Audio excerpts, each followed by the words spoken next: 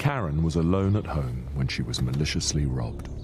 The thieves were in and out in moments but took more than £2,000. By the time she realised, both they and her money were long gone. All she can remember was responding to an email from what she thought was her bank, asking her to confirm her security details. That was all the invitation the criminals needed. You can't see cybercrime, but there are ways to avoid it. At Barclays, we'll never ask you to confirm your security details by email.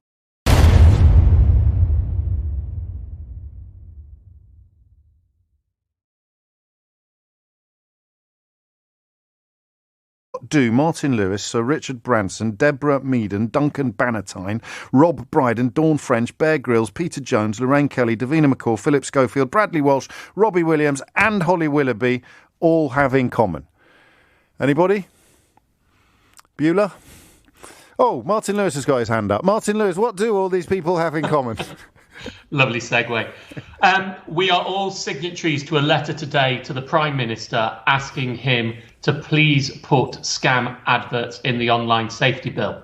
Because what we all have in common is our faces are used by criminals to pay big tech, Facebook, Google, Instagram, YouTube, Twitter, and others to put fake adverts for diet pills, Bitcoin scams, not the same as Bitcoin, it's a scam, it's not Bitcoin, and various other bogus adverts where scammers can steal your money or your dignity. The UK is in the midst of an epidemic of scams. We have been for about 5 years. People will know this is not the first time I've talked about it. Myself and Richard Branson top the league of the faces most used by scammers in adverts. Scam adverts are not a financial issue. They don't just destroy people's financial lives, they destroy people's lives. They take away people's self-esteem, their dignity, they impact people's mental health. People wrongly blame themselves when they're being scammed. If you lose your retirement fund, £100,000, £200,000, and it's common because these scammers are sophisticated, clever, psychologically adept criminals who can bring people in and effectively brainwash them to take away their money, you can't live with yourself afterwards. And some people find it very difficult to live with themselves. Now, the problem we've got is the one name that wasn't in that list, James, because the reason scammers choose people is because people trust them. My big regret is the one name that was not in that list was Boris Johnson, because I have been bashing my head against a brick wall to get the government to do something about scam adverts for years. And it is my great regret that Boris Johnson is not more trusted so that scammers would use him in scam adverts, which means we wouldn't have all the excuses, cowardice and flaccid responses we've had from the governments for regulating scam adverts.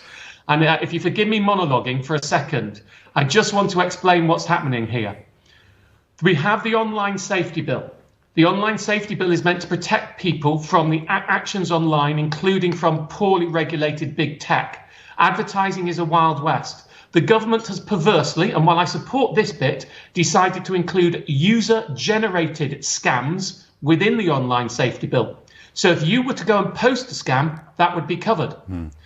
But they don't include paid-for advertising. The one they're making the money from, for some reason, they're not covering. Now, what's bizarre about this is, first of all, that's like a 1960s regulation when we used to have things written by people and things that were advertising.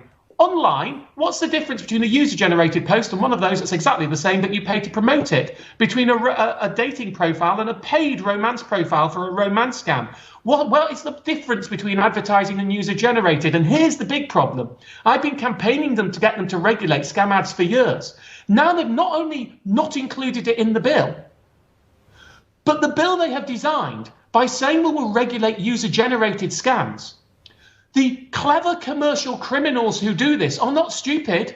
Well, if you're going to start being tougher on user-generated scams, what do you start doing? You do more bloody scam adverts, don't you? So this bill is not only not protecting people from scam adverts, it is going to increase the number of scam adverts that are out there. And the government says, well, we'll look at it over the next few years. But every day, there are vulnerable people having their lives destroyed because of scams. It is an absolute sham. Now, I tried writing with Which and the ABI and UK Finance, who represent bankers, and the regulator, the FCA. I sued Facebook, settled out of court for £3 million. and which went to charity, of course, not to me, and a scam ads button, but this is still going on. So today it's about star power. That's why I got those other names to send the letters. They're all part of it. We want a reply from Boris Johnson. I mean, the government is flaccid over this. Flaccid is the only word I can come up with. I don't know whether it's scared of big tech. I don't know what's going on. Well, you're preempting my next question there, and obviously it would be a bit rich of me to deny anybody else the right to a monologue. So do please fill your boots. But the question would be, what you're a very thoughtful man, so you must have given some serious intellectual energy to what you think is motivating the government here, because to hear you explain it should be an open and shut case. It should be. I think there are two things. I think they're worried about mission creep in the online safety bill, but they've included user-generated scams, so it's perverse not to include advertising. They possibly don't want to give Ofcom more to do, but I think this is an absolute priority, and they're blinkered by the Westminster worry about the impact of fake news on democracy, rather than more prosaic but probably more practically damaging impact on people's lives of scams. And then when Nadine Dorries, the Secretary of State for Culture, Media and Sport, whose department this is in, was asked, she was specifically asked, what do you say to Martin Lewis and the campaign he's running about scam adverts at the Bill Committee, the pre-legislative hearing in Parliament? She said, I would love to include scam ads in the bill, but I have legal advice telling me I can't. Now, myself and Which and the teams we're working with don't know what that legal advice is. We don't know how robust it is. We wrote to her, I'm writing a lot of letters, last week, as saying, well, if you've got legal advice, we would like to work with you. Can we see the legal advice so we can help put you at peace so that you can do what you want and regulate scam adverts? All we have at the moment is legal advice. The thing that's stopping us, James, is legal advice. What that legal advice is, I don't know, but there's legal advice that's saying that we can't do this. So the whole problem, James, is legal advice. But I, who've been working on this for 4.5 years, been campaigning on it, Which, are huge, got a lot of lawyers working for Which, none of us quite see what the legal barrier is, but legal advice means we can't do it. It becomes throwing my key on the table in frustration. Thank you. We've reached the key throwing stage, lads. This is serious. Just help out the listeners who feel your passion even before you threw the key, and have seen your could I, for example, offer to sell you London Bridge with Martin Lewis's or Richard Branson's face would pop up on Facebook? I have paid Facebook to sell London Bridge to a punter in return for £50,000, and I would at the moment go unregulated and unpunished. Is it as blatant as that? You couldn't do it on TV. No. You couldn't do it on radio because they pre-check. You couldn't do it on a billboard. You couldn't do it in a newspaper. But the thing is, bizarrely, what the argument from big tech is they're not publishers. Right. Now, I think I have some sympathy for that, for user-generated content. They're the pub that people go and talk in. Yeah. But when you are paying to publish an advert, for the space, paying for the platform. Yeah. You are a publisher, and I believe they should be responsible. Now, what Facebook will say, and after I sued them, they did improve their tech, and there is a scam ad reporting button, and they're no longer the worst, but they're far from good, is they would say we do our best. When I've met these big companies, what they say to me is, well, it's very technologically difficult in order to be able to stop these ads. They don't actually have American accents, but I can't be one, to stop these adverts happening.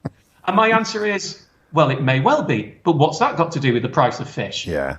Pre-moderate and get a human to moderate. You make many huge tens or hundreds of billions of pounds a year. Simply pay someone, a human being, to moderate your advert beforehand. You cannot hide behind, we can't find a technological solution. Find a manual solution. Pay people, because these scams are blooming obvious. So could you do it? Yes, you could, James. If you did it bluntly, you probably wouldn't get away with it in the first instance, right, because these scammers are more sophisticated than you, right? And they use slightly more clever techniques. But there's a techie online who posted the other day, and he put up this ad and he showed the code behind it. And it was one with me in, and he was on my side. Sure. And he just said, I could have written a program to stop that in under 5 minutes. Wow. So this is a resource question. This is an issue of how much do you prioritise resourcing it, and how do we get huge multi-100 billion pound companies or trillion pound companies to take something more seriously?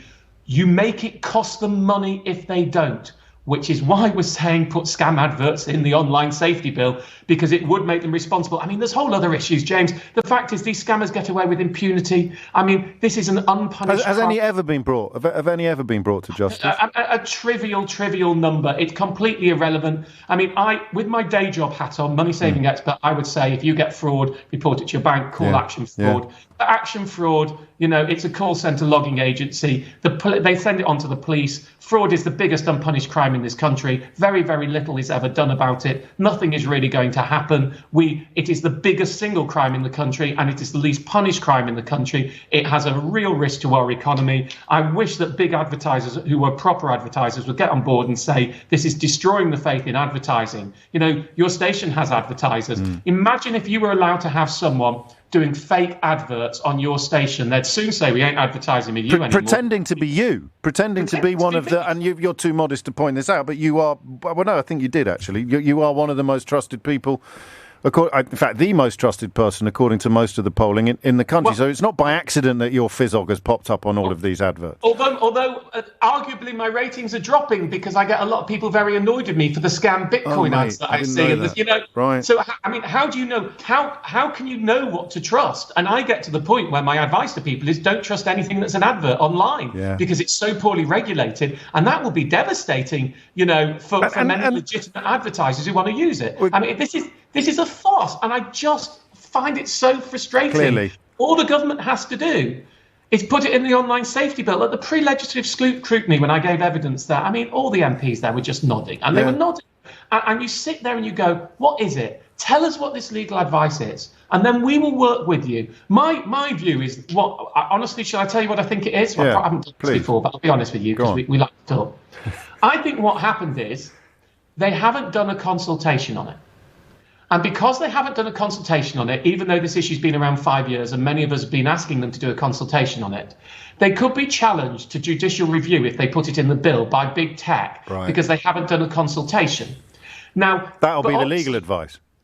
I think that may be, and obviously if they publish the legal advice, what someone like me who's been campaigning and been in meetings with them for 5 years is going to say is, why haven't you done a consultation? Yeah. We keep telling you this for 5 years. This is a massive issue. Why haven't you done the consultation? Or do the consultation really, really quickly? That's my suspicion of what's going on here. So perhaps not publishing the legal advice is trying to hide past ineptitude as opposed to actually trying to be unproductive. But I can only have supposition because all I know is legal advice. There's one very easy way for the department to prove you wrong, of course, on that supposition. I am wrong. I hope there is a proper reason, and then we can work out another solution to try and protect people. Because this isn't for me, I'm doing it. This is for I've been in tears so many times. I mean, the first person who notified me of this, must be 4.5 years ago, was a man who had lost about 30 grand, and he was an old fella, and he got in touch, and he was very angry, and he wanted me to give him his money back.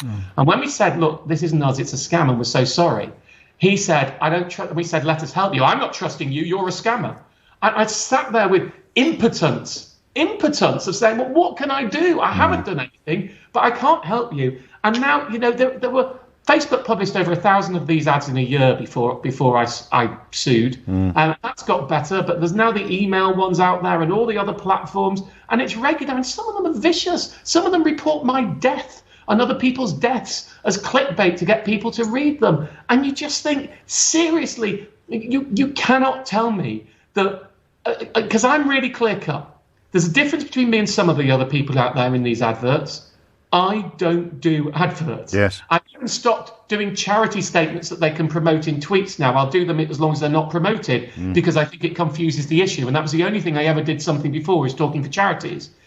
So if I'm in a picture in an advert, it's fake. Not real. It's a scam. If my name's in an advert, it's not real. So it's pretty easy to stop that, isn't it? Because it's binary. But it still doesn't. It still happens. And the reason is we have no effective regulation. Online advertising is a wild west. Martin Lewis, I mean, I was going to do a little bit of light-hearted banter about your appearance on Richard Osman's House of Games this week, but I sense the mood is far too serious, and we have run out of time. But you know that there's always an amplifier for you here when you need one. I sense you won't be letting this go anytime soon, and nor the hell should you. Martin Lewis, many thanks indeed.